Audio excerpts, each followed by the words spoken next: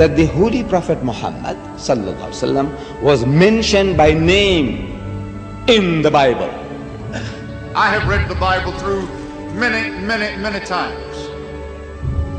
And others such as I have read it many more times. What has happened is this.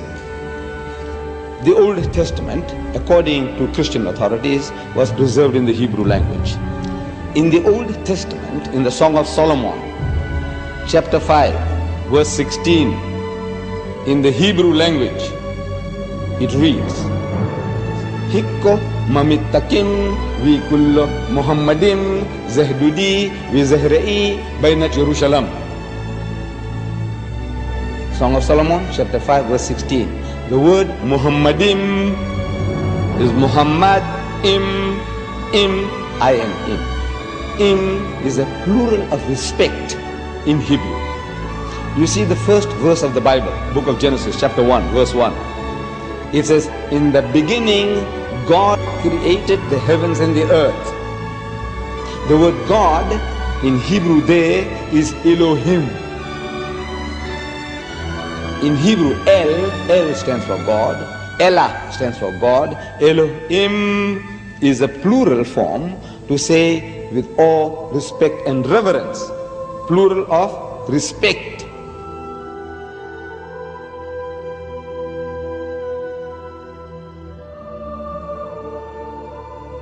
The word is there in the Hebrew language. In the original, what they call original, it's there. But they have translated that in English as altogether lovely. So this beloved of mine is altogether lovely, says Solomon. You can't associate with the word Muhammad. You read it 1,000 times, altogether lovely, altogether lovely.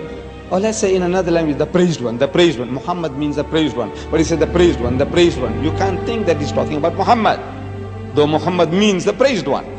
You have no right to translate names of people.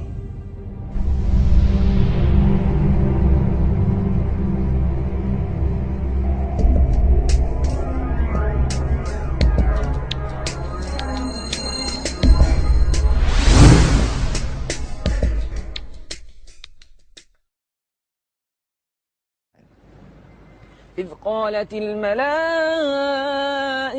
يا مريم إن الله يبشرك بكلمة منه اسمه المسيح عيسى بن مريم.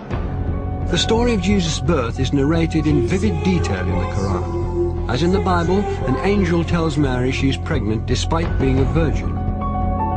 But the story of what follows then changes completely. In the Bible, Mary's role is limited to the passive mother of Christ. The Quran gives accounts of her ancestry, her birth, her childhood in the Temple of Solomon, and as mother of Jesus. She's the only woman mentioned by name in the Quran.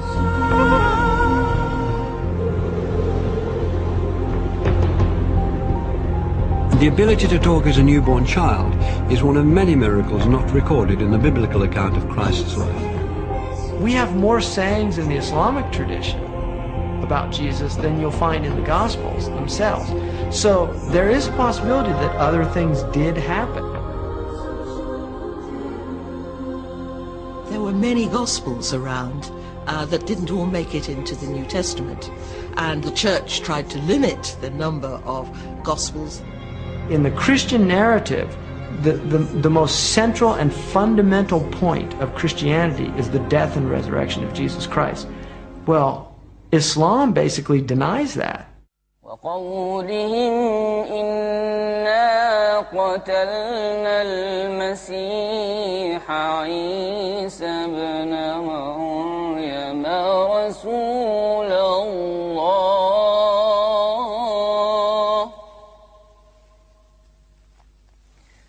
وما قتلوه وما صلبوه ولكن شبه لهم.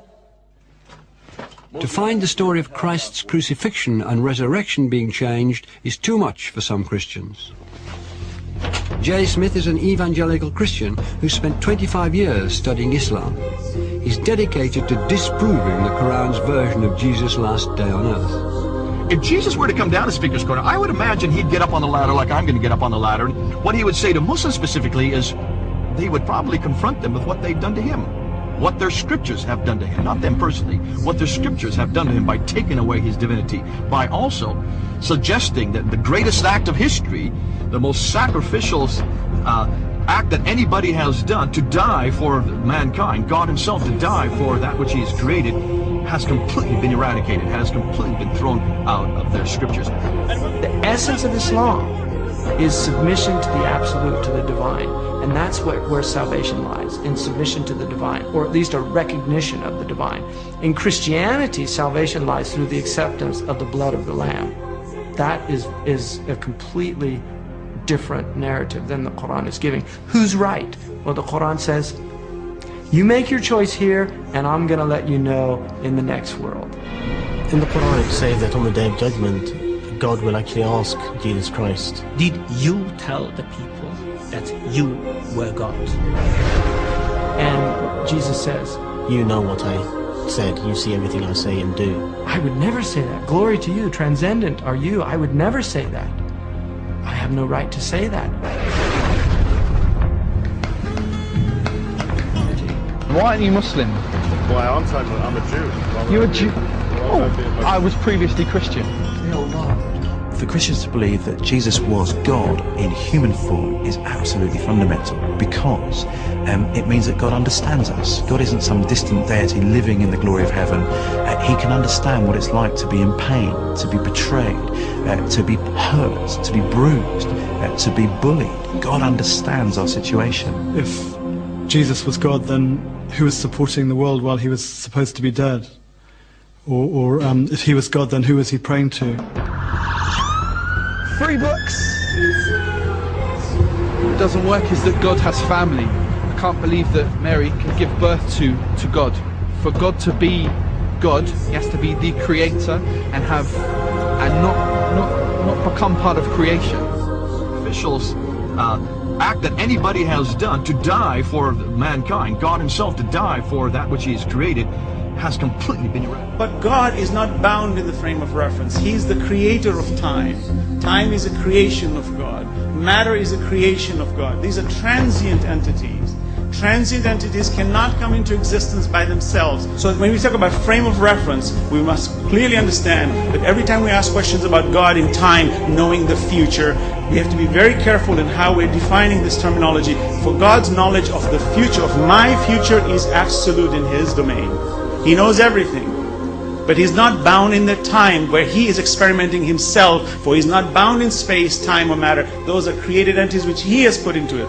So for me to put him into it would be also very wrong.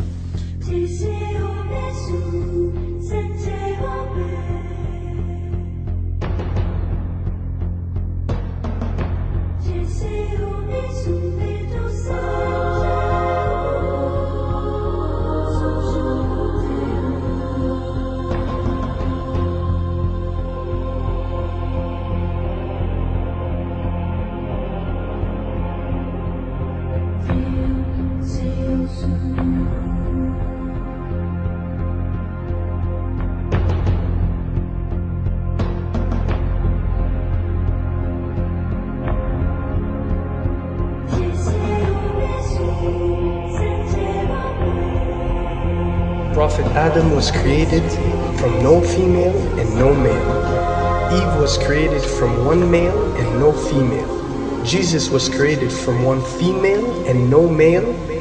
And all of us have been created from one male and one female. These are 4 examples for us to benefit from, to understand the divinity of our Creator.